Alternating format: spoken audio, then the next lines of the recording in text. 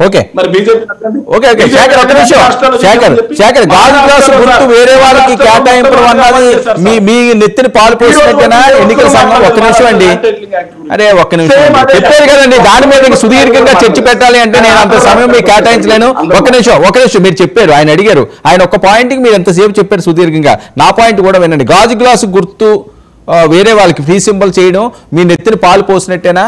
అందులో మీ పార్టీ కూడా ఉన్నది, సోషల్ మీడియాలో మాట్లాడే పరిస్థితి. ఓకే, ఎన్నికల సంఘాన్ని మీరేమి ఇన్ఫ్లుయెన్స్ చేయలేరు, అది నమ్మదగింది కాదు, కానీ పెద్ద ఎత్తున వైరల్ అవుతుంది. వీళ్ళకి మినిమం బేసిక్ సెన్స్ అనేది ఒకటి ఉండాలి సార్. ఎలక్షన్ కమిషన్ అనేది అది రాజ్యాంగ స్వయం అదే కదండి, అదే చెప్తున్నాను కదండి. మీ మెత్తి మీద పాలు పోసినట్టేనా, మీ ప్లస్ ఏనా అనుకుంటామండి. మాకు అసలు సింబల్ లేని క్లాస్ గురించి మేము ఆలోచన చేయట్లేదు సార్, దయచేసి మీరు ఆలోచన చేయాలి.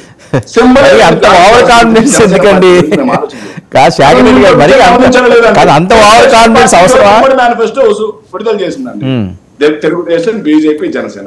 దాంట్లో బీజేపీ ఫోటో ఉందండి? లేదండి. బీజేపీ వాళ్ళు ఫోటో కూడా వేసుకోలేదండి.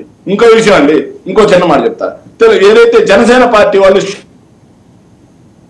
ఇంతకుముందు ఒకసారి తీసుకొచ్చారండి, దానికి సంబంధించి ఒక్క పాయింట్ కూడా ఈరోజు ఉమ్మడి మేనిఫెస్టోలో లేదండి. పూర్తిగా తెలుగుదేశం పార్టీ మేనిఫెస్టోని జనసేన పార్టీ ఫాలో అవుతుంది. కాదంటారా రజనీ గారు? కాదంటారు దీన్ని? ఇలా ఉంది. ఆ పార్టీ గురించి మేము భయపడలేదు సార్.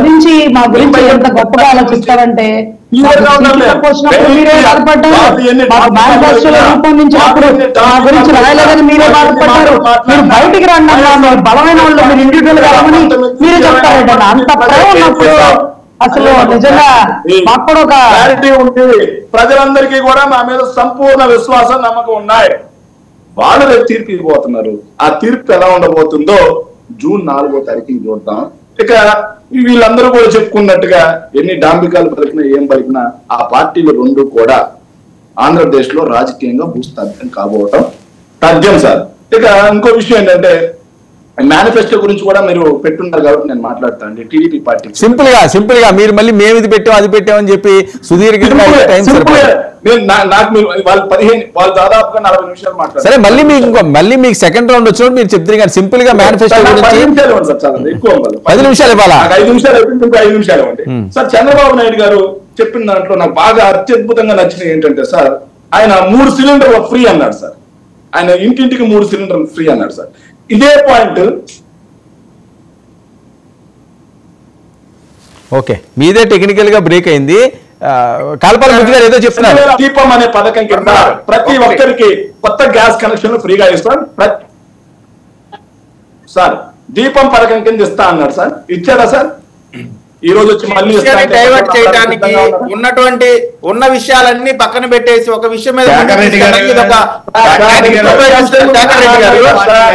రెడ్డి గారు మీరు ఆంధ్రప్రదేశ్ లో ఉన్న అందరూ కంటే కూడా ఎక్కువ చదువుకున్న మహాజ్ఞాని అయి ఉండొచ్చు. దాకా అందరూ ఎవరెంత చదివారు అని మాట్లాడే విషయం తెలుసుకో.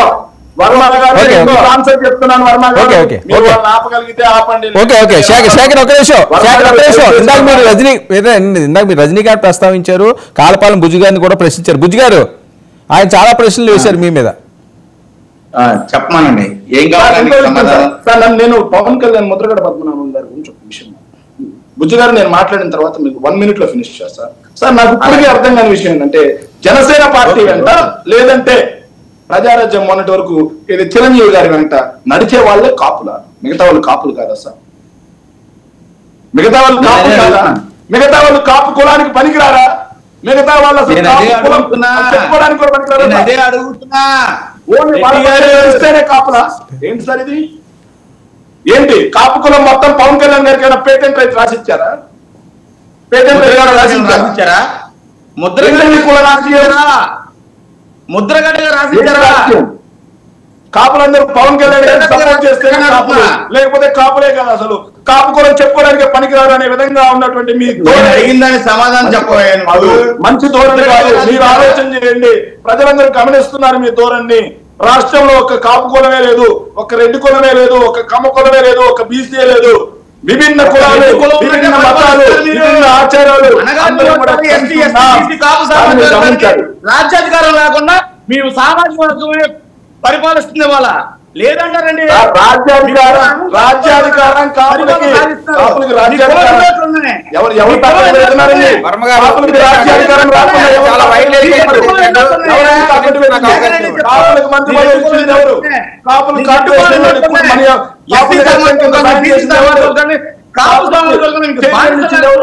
నామినేటెడ్ పదవులు ఇచ్చింది ఎవరు?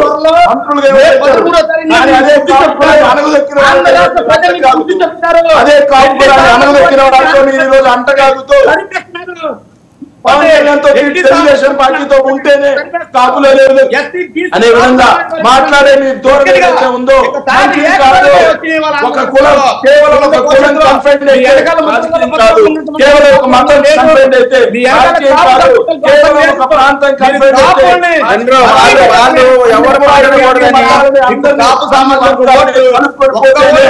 రాజకీయ ఉంటుంది అని సందర్భంగా వర్మ గారి ద్వారా మీకు నిర్ణయిస్తా చూసుకోండి సాగర్ రెడ్డి గారు 5% కాపు సామాజిక ఓట్లు కూడా మీకు పడవ. నేను ఛాలెంజ్ చేసి చెప్తా.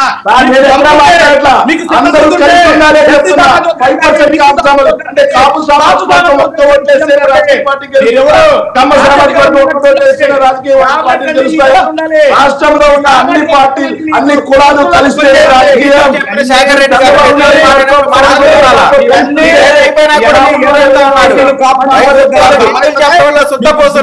మంచి పద్ధతి కాదు.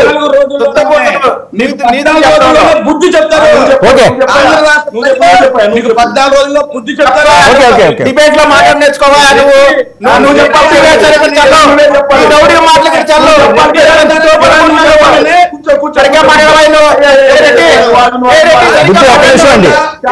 సరిగ్గా మాట్లాడు.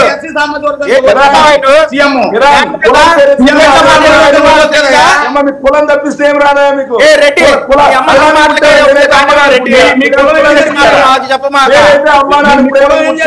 కులానికి పుట్టారా?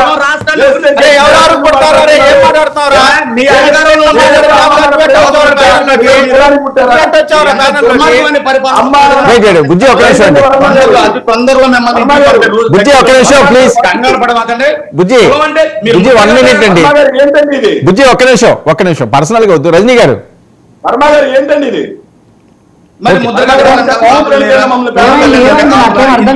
ఒక్క నిమిషం అండి. బుజ్జి ఒక్క నిమిషం అండి. బుజ్జి గారు ఒక్క నిమిషం అండి. పర్సనల్ గా వద్దు. పర్సనల్ గా ఎవరో వెళ్ళదు. రజనీ గారు ఏంటండి ఇది? రజనీ గారు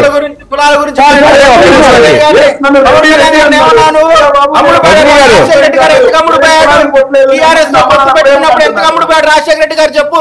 పొత్తులకి పార్టీలో చేరడానికి సంబంధం లేకుండా మాట్లాడటం, పొత్తు పెట్టుకోవడానికి పార్టీలో చేరడానికి సంబంధం ఉందండి. పవన్ కళ్యాణ్ గారు Telugu Desam party BJP YSR Congress party చేరాడు.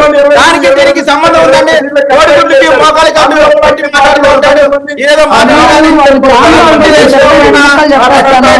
కూడా పార్టీలకు అతీతంగా ల్యాండ్ టైటిలింగ్ యాక్ట్ నిరసించిన ఆంధ్రప్రదేశ్ లాయర్ల కంటే కూడా ఏదో పెద్ద తెలివి గల వాళ్ళలాగా ఏమండి. ఇప్పుడు ఒక ప్రాపర్టీ ఇష్యూ వచ్చినప్పుడు జిల్లా కోర్టులో